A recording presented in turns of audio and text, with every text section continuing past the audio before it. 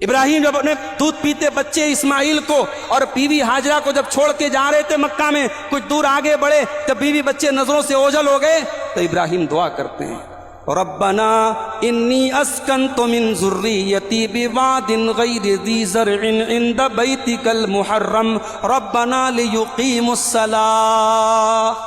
اے اللہ اس وادی غیر ذی زرع میں، اس بے آب و گیا سرزمین میں، اے اللہ اپنے بیوی بچوں کو چھوڑ کے جا رہا ہوں، ربنا لیقیموا الصلاۃ، اے اللہ تو توفیق دینا میری اولاد یہاں پہ نماز قائم کرے۔ اللہ اکبر۔ دعا اتنے درد سے کرو کہ اللہ ناممکن نظر آئے اور پھر بھی اللہ دعا کو قبول کرے۔ ابراہیم نے ایسی دعا کی کہ آج ہزاروں برس گزر گئے، دنیا میں کہیں نماز ہو رہی ہو چاہے نہ ہو رہی ہو، وہ خانہ کعبہ اور اس کے آس پاس 24/7 24 گھنٹے اللہ کا نام لیا جا رہا ہے، نماز چل رہی ہے، طواف چل رہا ہے۔ اپنی اولاد کے لیے دعا کی تھی ابراہیم۔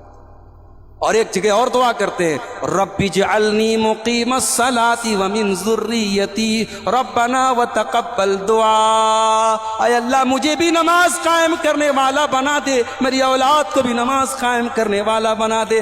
اولاد کی بھی فکر ہونی چاہیے میرے بھائیوں۔ ابراہیم نے ہم کو یہ سبق دیا۔ ہمارے ہاں joint family system, separate family system چلتا ہے۔ لوگ پوچھتے ہیں مولوی صاحب جوائنٹ فیملی سسٹم کی اسلام میں کیا حیثیت ہے؟ کیا اسلام میں بچوں کو ماں باپ کے ساتھ رہنا چاہیے یا الگ رہنا چاہیے؟ تو جواب سن لیجیے۔ ہمارے ماحول میں جو جوائنٹ فیملی سسٹم ہے یہ صحیح نہیں ہے، لیکن ہمارے ماحول میں جو سپریٹ فیملی سسٹم ہے وہ بھی صحیح نہیں۔ جوائنٹ کا مطلب کیا ہے؟ ماں باپ بچے شادی کے بعد سب ساتھ میں رہ رہے ہیں، دیور بھابھی کے بیچ میں کوئی پردہ نہیں ہے، جیٹ اور بھاوج کے بیچ میں کوئی پردہ نہیں ہے، کزن جو چچا کے لڑکے ہیں، بڑے ابا کے لڑکے لڑکیاں جوان ہو گئے ان کے بیچ میں کوئی پردہ نہیں ہے، پردے کی تو واٹ لگ جاتی ہے۔ اس کے بعد پرائیویسی نام کی کوئی چیز نہیں ہے۔ شوہر کو بیوی کے لیے کوئی چھوٹی موٹی بھی کھانے کی چیز لے کے جانی پڑے تو چھپا کے لے کے جانا پڑتا ہے۔ دنیا کی سب سے خطرناک اسمگلنگ کیا ہوتی ہے؟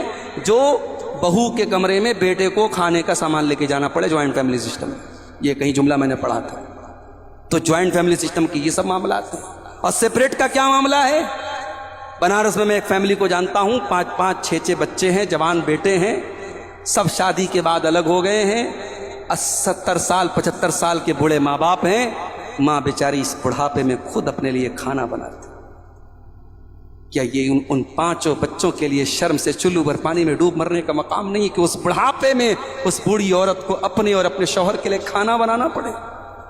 ابراہیم علیہ السلام نے ہمیں ایک سبق یہ بھی دیا کہ فیملی چاہے جوائنٹ ہو چاہے سپریٹ ہو، نہ اولاد کو اپنے ماں باپ سے بالکل لاپرواہ ہونا چاہیے، نہ ماں باپ کو اپنی اولاد سے لاپرواہ ہونا چاہیے۔